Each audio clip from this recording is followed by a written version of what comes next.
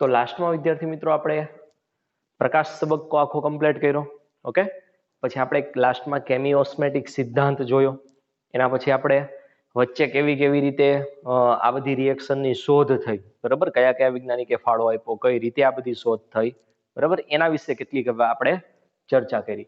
હવે આપણે main theory જોવાની છે કેલ્વિન ચક્ર અથવા તો આપણો અંધકાર તબક્કો. આ થિયરીના ઘણા બધા નામ છે.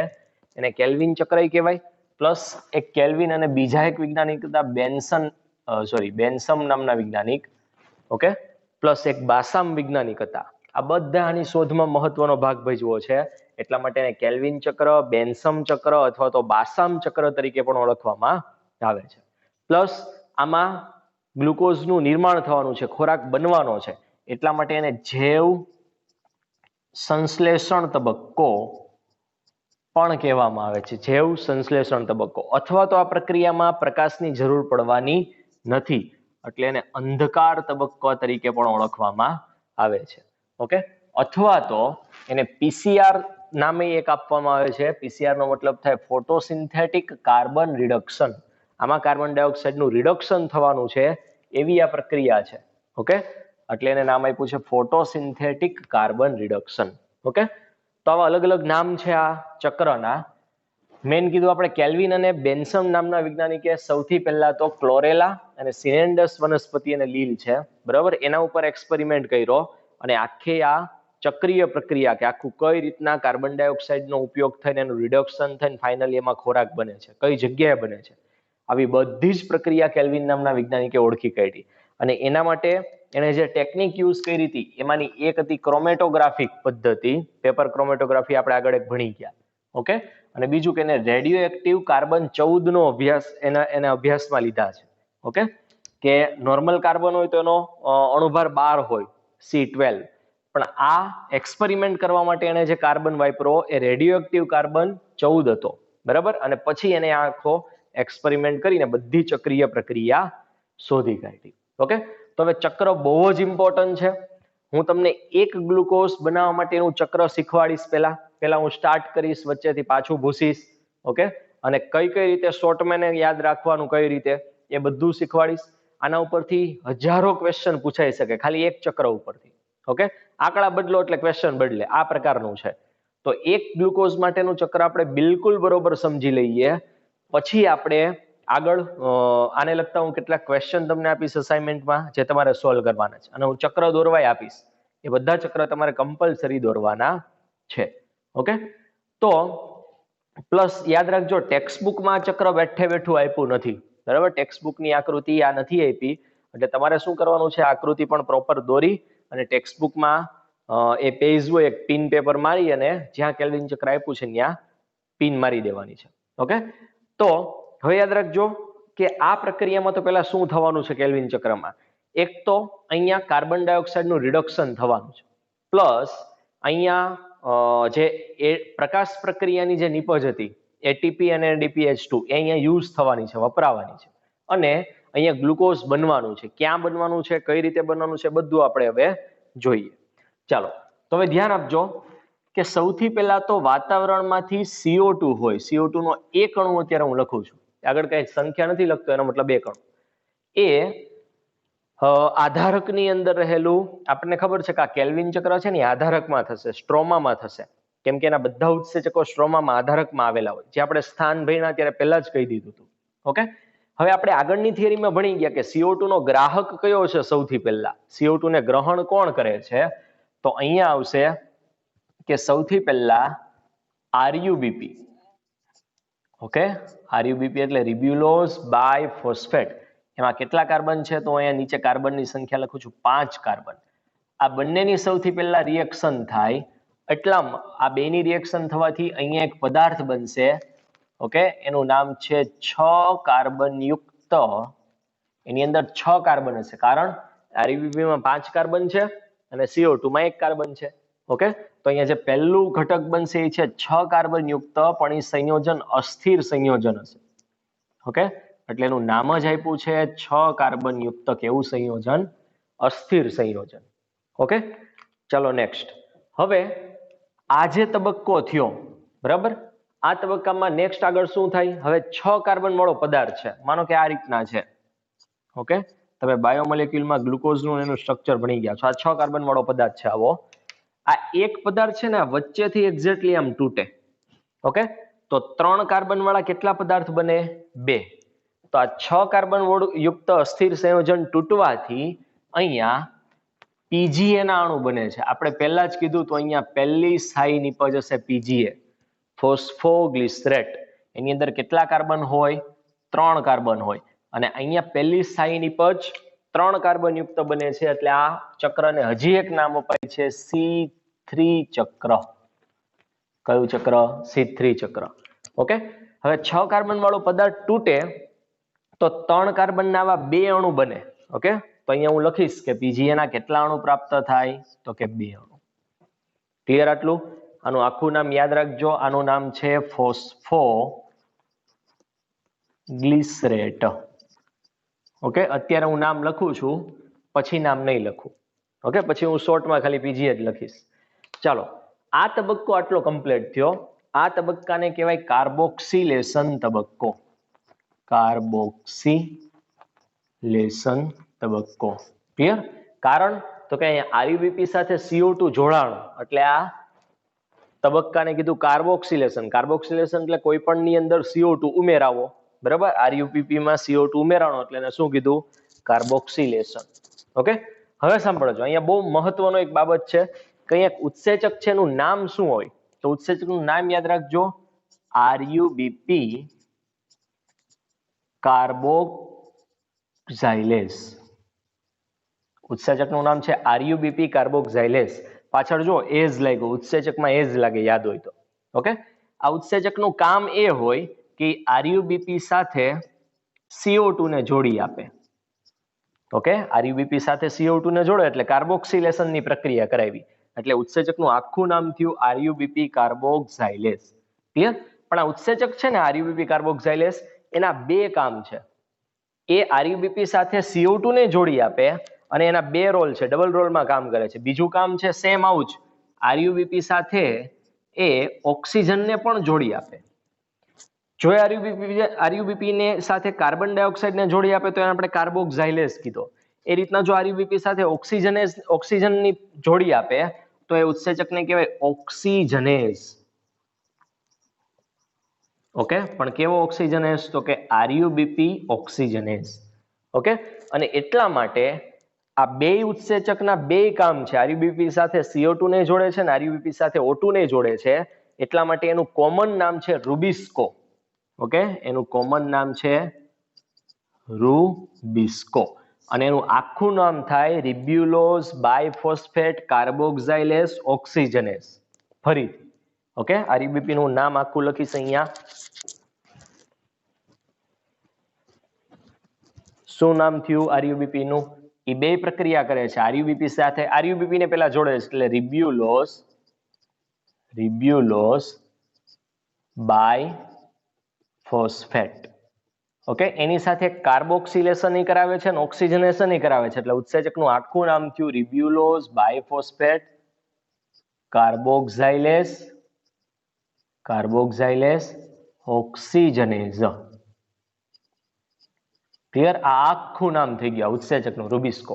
અને એ ઉત્સેચક અહીંયા કામ કરે છે એટલે અહીંયા ઉત્સેચકનું નામ પૂછે તો આપણે યાદ રાખવાનું છે કયો ઉત્સેચક છે? રૂબિસ્કો. ક્લિયર આટલું બધાને? ઓકે, આ પ્રક્રિયા હતી, પહેલી હતી કાર્બોક્સિલેશનની પ્રક્રિયા છે.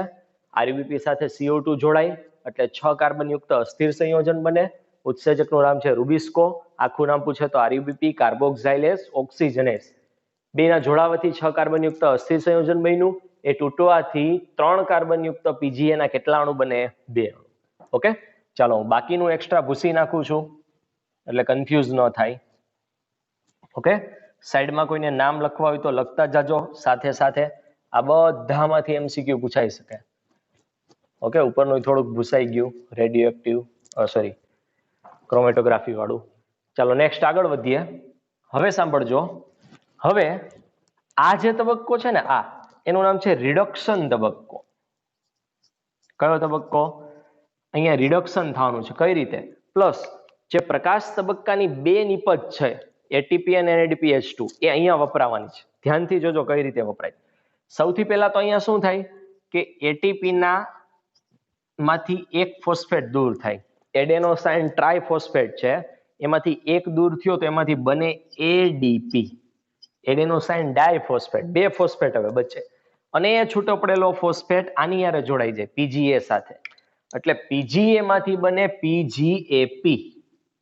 શું બને? પીજીએપી. ઓકે, આને કહેવાય બાયફોસ્ફોગ્લિસરેટ. ઓકે, અથવા તો આને કહેવાય ડાયફોસ્ફોગ્લિસરેટ. ક્લિયર આટલું? ઓકે, આના એક અણુ હોય તો આનો એક અણુ બને, આના બે અણુ છે તો આના પણ કેટલા અણુ બને? બે. પ્લસ એક અણુ હોય તો એક ફોસ્ફેટ જોડાણો, એક એટીપી જોઈ. અહીંયાના બે અણુ છે તો અહીંયા એટીપી પણ મારે કેટલા જોશે? બે એટીપી. બે એટીપી. ક્લિયર? ઇન શોર્ટ, અહીંયા જેટલા અણુ હોય એટલા એટીપી અહીંયા જોઈ. ઓકે, તો અહીંયા પ્રકાશ તબક્કાની એક નીપજ આપણે વાપરી એટીપી. હવે આપણે રિડક્શન કરવાનું છે. ઓકે, એટલે હવે બીજી નીપજ આપણે વાપરીશું, એનું નામ છે NADPH2. ઓકે, હવે NADPH2 વપરાય એટલે એમાંથી હાઇડ્રોજન છૂટા પડે, એટલે આમાંથી બચે NADP. ઓકે, અને એ હાઇડ્રોજન આની અંદર ઉમેરાય. કોઈની અંદર હાઇડ્રોજન ઉમેરાય તો એનું રિડક્શન થાય. ઓક્સિજન ઉમેરાય તો ઓક્સિડેશન, હાઇડ્રોજન ઉમેરાય તો રિડક્શન. તો અહીંયા હાઇડ્રોજન ઉમેરાવાના છે એટલે બીપીજી અથવા તો એનું નામ છે બાયફોસ્ફો અથવા તો ડાયફોસ્ફોગ્લિસરેટ, એમાંથી એનું રિડક્શન થવાથી બને PGAL. આ નામ યાદ રાખજો, PGAL. PGL નું આખું નામ છે ફોસ્ફોગ્લિસરાલ્ડિહાઇડ. શું નામ છે? ફોસ્ફોગ્લિસરાલ્ડિહાઇડ. ક્લિયર? ઓકે, આના બે અણુ હોય તો આના પણ કેટલા અણુ જોઈ? બે અણુ જ બને. ઓકે, આનો એક અણુ હોય ને તો અહીંયા એક NADH2 વપરાય. આના બે અણુ છે તો અહીંયા પણ NADH2 કેટલા વપરાશે? બે. ઇન શોર્ટ, આ જેટલા હોય એટલા, અહીંયા જેટલા અણુ હતા એટલા. ક્લિયર?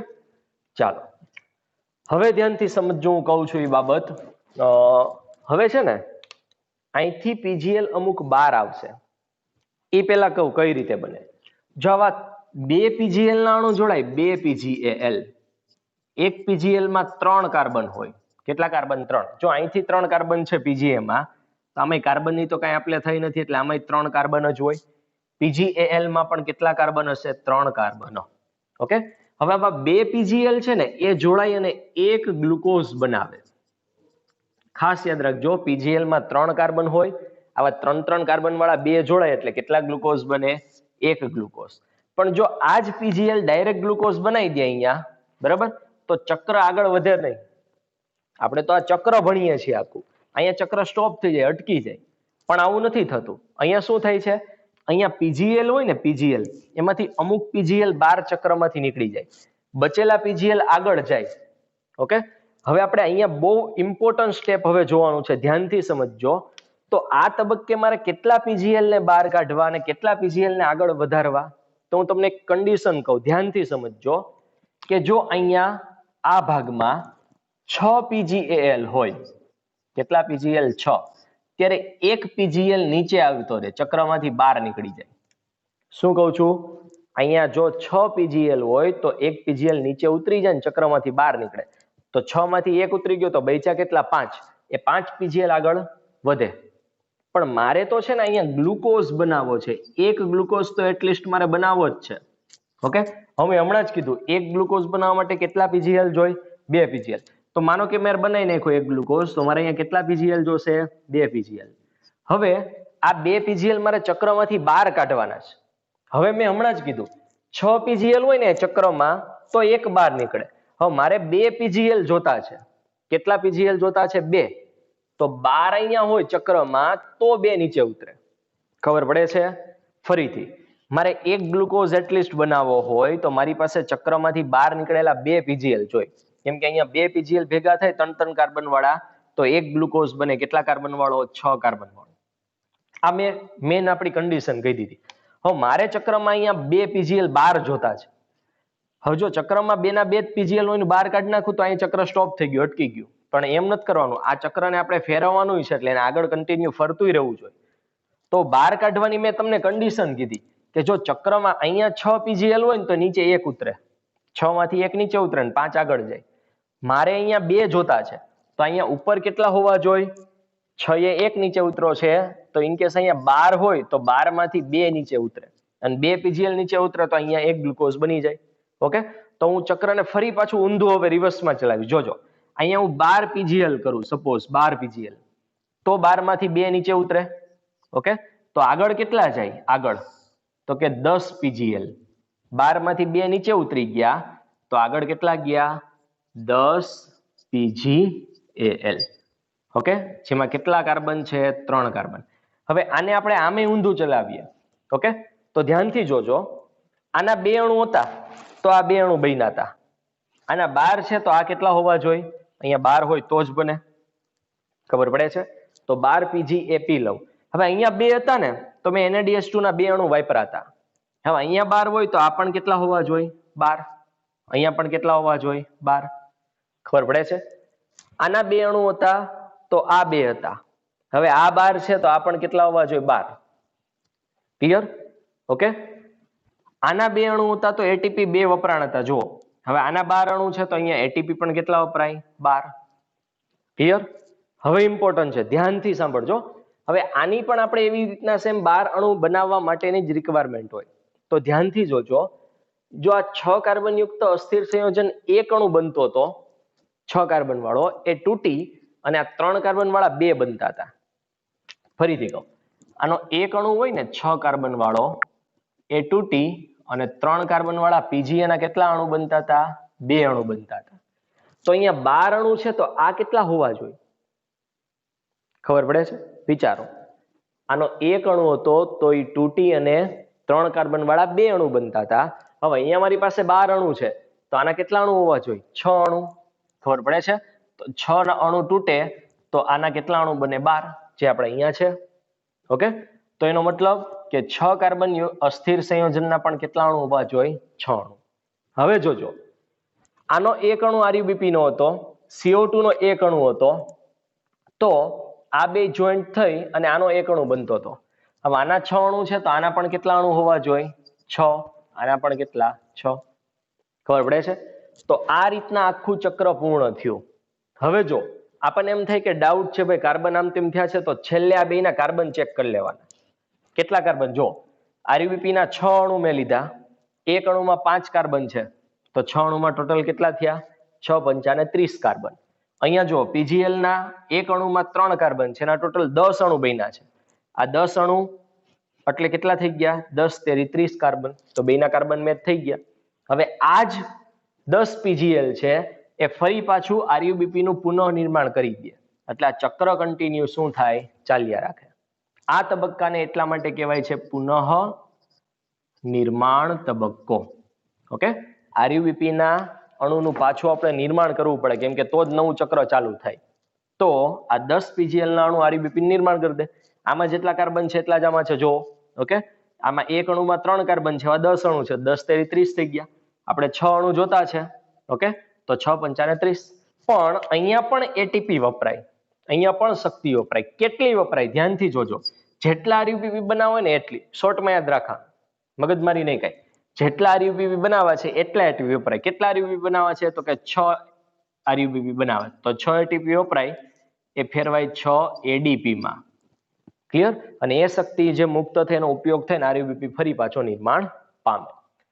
તો હવે આ મારું ફાઇનલ ચક્ર થઈ ગયું, એક ગ્લુકોઝ બનાવવા માટેનું ચક્ર. કોઈને જો ન ખબર પડતી હોય આ થિયરીમાં મેં કેમ એક ગ્લુકોઝ બનાવ્યો, તો વારંવાર રિપીટ કરીને થિયરી જોજો. છતાં પણ ખબર નથી પડતી તો આપણો જ્યારે લાઈવ લેક્ચર આવે ત્યારે પૂછજો, બાકી કોઈ પૂછતા નથી. કોમ્પ્લિકેટેડ થિયરી છે, જાતે પ્રેક્ટિસ કરશો એટલે ફરજિયાત આવડી જશે. હવે હું ફરી પાછી થિયરી સ્ટાર્ટ કરું છું. એક ગ્લુકોઝ બનાવવા માટે ચક્રની બહાર મારે 2 પીજીએલ જોઈએ છે. 2 પીજીએલ ચક્રની બહાર ક્યારે નીકળે? તો કે મેં કીધું 6 પીજીએલ ચક્રમાં હોય ને ત્યારે એક નીચે ઉતરે અને 5 આગળ વધે ચક્રમાં. તો મારે નીચે 2 જોતા હોય તો અહીંયા 12 પીજીએલ હોય તો 2 નીચે ઉતરે. તો 12 પીજીએલ માંથી 2 નીચે ઉતાર્યા એટલે મને મળ્યો એક ગ્લુકોઝ. ઓકે, બાકીના 10 પીજીએલ આગળ વધે અને 6 RuBP બનાવે. આના 12 અણુ હોય તો આના 12 અણુ જોઈ, આના 12 અણુ હોય તો NaDPH2 12 જોઈ. ઓકે, આના 12 હતા તો આ પણ 12 અણુ બને પીજીએ ના. પીજીએ 12 અહીંયા હોય તો એટીપી પણ 12 જોઈ. ઓકે, 6 કાર્બન યુક્ત સંયોજન આ 12 હોય, આ એક હતું તો એ તૂટીને આ 2 બનતા હતા. આ 12 છે, એક તૂટીને આ 2 બનતા હતા, તો આ 12 છે તો તૂટીને એનું અડધું મતલબ 6 બને. આના 6 અણુ હોય તો આ 2 6 6 જોઈ. ઓકે, તો અહીંયા કેટલીક હું ઇમ્પોર્ટન્ટ હકીકત લખું છું, ખાસ યાદ રાખજો, મગજમાં ફિટ કરજો કે મારે એક ગ્લુકોઝ જો બનાવવો હોય, એક ગ્લુકોઝ મારે બનાવવો હોય તો ચક્ર કેટલી વાર ફેરવું કહેવાય? મેં તો કે જેટલા તમે સ્ટાર્ટિંગમાં લીધા હોય ને એટલી વાર ફેરવું કહેવાય. તો મારે કેટલા ચક્ર જોઈ? તો કે 6 ચક્ર ફરે. આ જેટલા હોય ને CO2 અને RBP એટલા ચક્ર ફર્યા કહેવાય. તો મારે એક ગ્લુકોઝનું મેં આ ચક્ર જ દોર નાખ્યું ફાઇનલી. તો એક ગ્લુકોઝ બનાવવા માટે 6 ચક્ર જોઈ, પ્લસ પૂછે ક્વેશ્ચન કે કેટલા એટીપી જોઈ અને કેટલા NADPH2 જોઈ.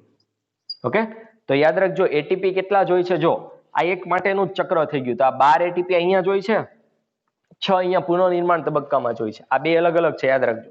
12 અને 6 એટલે ટોટલ કેટલા? તો કે એક ચક્ર અથવા તો એક ગ્લુકોઝ બનાવવા માટે 18 એટીપી જોઈ અને NADPH2 કેટલા જોઈ? અહીંયા જે વપરાણ અહીં મતલબ 12 NADPH2 જોઈ. ઓકે, પ્લસ પૂછે કે એક ગ્લુકોઝનું અણુનું નિર્માણ કરવું હોય તો કેટલા CO2 નું સ્થાપન કરવું પડે? આવો ક્વેશ્ચન પૂછે. કેટલા CO2 નું સ્થાપન કરવું પડે? અહીંયા જેટલા હોય એટલા. કેટલા? તો કે 6 CO2 નું સ્થાપન કરવું પડે. ઓકે, હવે એમ પાછો ક્વેશ્ચન પૂછે કે એક CO2 ના અણુના સ્થાપન માટે કેટલા એટીપી અને NADPH2 જોઈએ? તો જો 12 અણુના સ્થાપન માટે એક ગ્લુકોઝ મતલબ 6 CO2 ના અણુનું સ્થાપન કર્યું તો 6 માટે આપણે કેટલા જોયા? એટીપી 18 અને NADPH2 કેટલા? 12. ઓકે, હવે આપણે એક અણુનું સ્થાપન કરવું હોય તો મેં સ્ટાર્ટિંગમાં જ એક અણુનું જ લખ્યું હતું. એક અણુ અહીંયા હોય તો અહીંયા 2 એટીપી જોઈ, અહીંયા 1 એટીપી જોઈ. મેં ફરીથી કીધું આ જેટલા હોય ને એટલા અહીંયા એટીપી જોઈ. ઓકે, તો અહીંયા જો એક અણુ હોય તો આ એક જ હોય, તો અહીંયા એટીપી 1 જોઈ, આ 2 જોઈ. તો યાદ રાખજો એક CO2 ના અણુનું સ્થાપન કરવું હોય તો 2 ત્યાં અને 1 અહીંયા એટલે 3 એટીપી જોઈ અને અહીંયા NADPH2 કેટલા જોઈ? 2. અથવા તો ન ખબર પડે તો એમ કરો કે 6 CO2 ના અણુનું સ્થાપન કર્યું તો 18 એટીપી જોયા, તો એક માટે કેટલા જોઈ? ખબર પડે છે? 6 CO2 ના અણુના સ્થાપન માટે 18 એટીપી જોયા તો એક માટે કેટલા જોઈ? 18 ભાગ્યા 6 એટલે કેટલા? 3 એટીપી.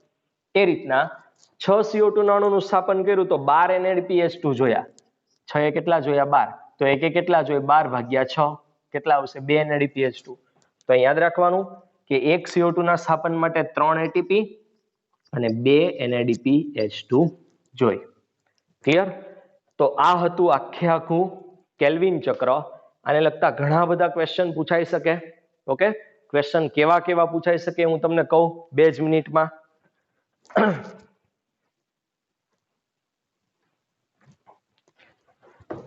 પણ એ પહેલા હું હજુ એકવાર તમને આ ચક્ર આખું કમ્પ્લીટ કઈ રીતે દોરવું એની શોર્ટમાં માહિતી આપું. આ બધું તમારે ઉતારી નાખવાનું છે. આ બધા ક્વેશ્ચન ડાયરેક્ટલી પૂછાઈ શકે. ઓકે, હું તમને એક ચક્ર સિમ્પલી કઈ રીતના દોરવું એનો તમને આઈડિયા આપું. તો 2 મિનિટ સ્ટોપ કરીને આ બધું લખી નાખો. હું ભૂસું છું એટલા માટે.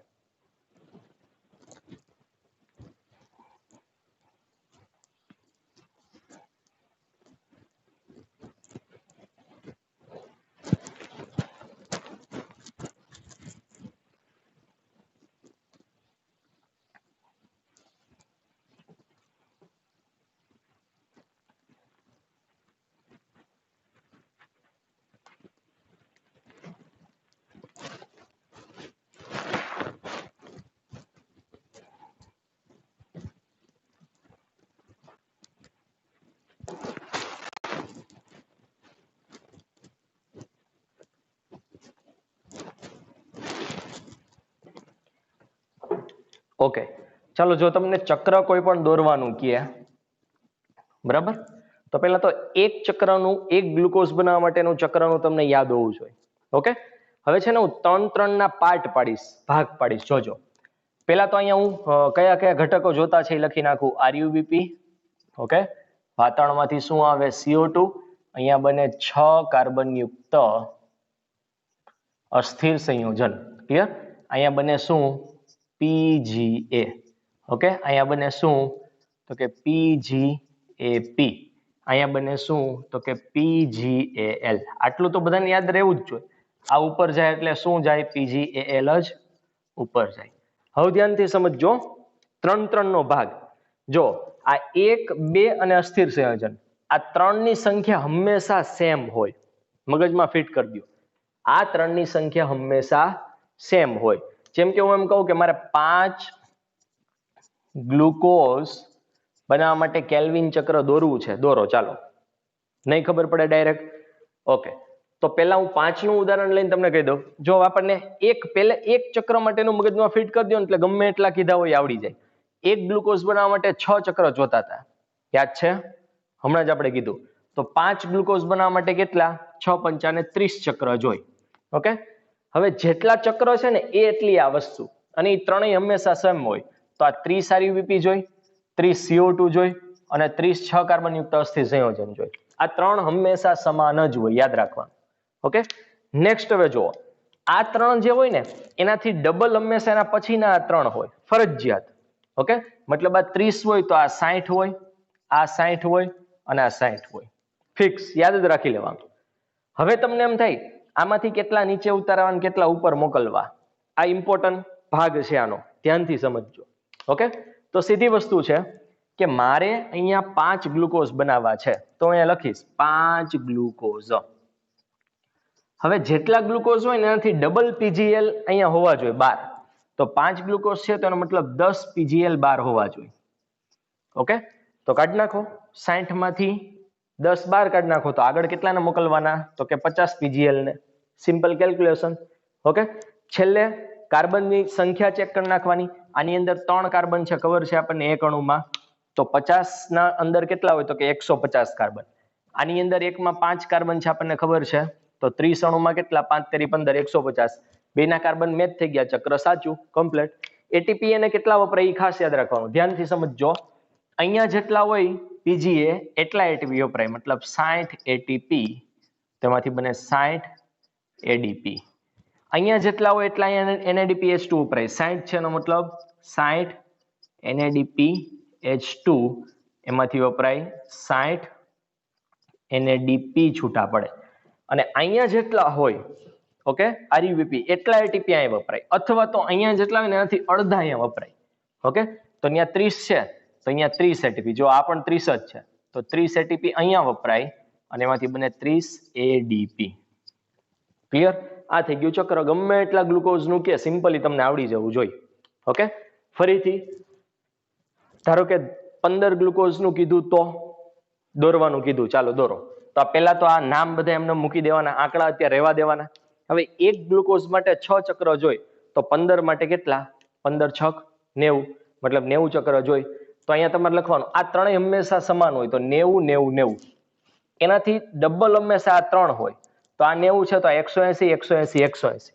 180 માંથી કેટલા નીચે ઉતારવાની ગણતરી કરવી હોય તો ગ્લુકોઝ મેં કીધા છે 15 ગ્લુકોઝ, 15 થી ડબલ આ હોય મતલબ 30, તો 180 માંથી 30 નીચે ઉતારવાના એટલે 150 બચે, 150 ઉપર જાય, ફરી પાછું આનું નિર્માણ કરી દે. અહીંયા જેટલા હતા 180 એટલા જ અહીંયા એટીપી, અહીંયા જેટલા હોય એટલા જ અહીંયા NADPH2, અહીંયા જેટલા હોય એનાથી અડધા, અથવા તો અહીંયા જેટલા હતા 90 એટલા અહીંયા એટીપી. પૂરું ચક્ર. તો ગમે એવો ક્વેશ્ચન પૂછાય, તમને પૂછાય કે ભાઈ 100 ગ્લુકોઝ નાણું બનાવવા માટે કેટલા એટીપી ને કેટલા NADPH2 જોઈ, તરત જ મગજમાં પૂછું 100 બનાવવા માટે કેટલા. હવે જો તમને 1 બનાવવા માટેનું યાદ હોય ને તોય તમે ડાયરેક્ટ આ ખાલી પૂછ્યા છે, આ એટીપી ને NADPH2. હવે આપણને ખબર છે જો 1 ગ્લુકોઝ બનાવવો હોય તો 18 એટીપી અને 12 NADPH2 જોઈ છે. તો 100 બનાવવા માટે તો કે 1800 એટીપી અને 1200 NADPH2, પૂરું. ખબર પડે છે? આવા ગમે એવા અઢળક ક્વેશ્ચન આમાંથી પૂછાઈ શકે. 1 ગ્લુકોઝ બનાવવાનું ચક્ર મગજમાં ફિટ કરી દીધું મેં, શોર્ટ રીત આપી, એ શોર્ટ રીતે મગજમાં ફિટ કરી દીધી તો તમે કોઈ પણ રીતે આ ક્વેશ્ચનનો આન્સર લાવી શકશો. ક્લિયર? તો આ તું કેલ્વિન ચક્ર. નેક્સ્ટ હવે આપણે આના વિશે થોડુંક બાકી હશે તો આગળ જોઈશું, નહીં તો આપણે C4 ચક્ર હવે સ્ટાર્ટ કરીશું નેક્સ્ટ લેક્ચરમાં.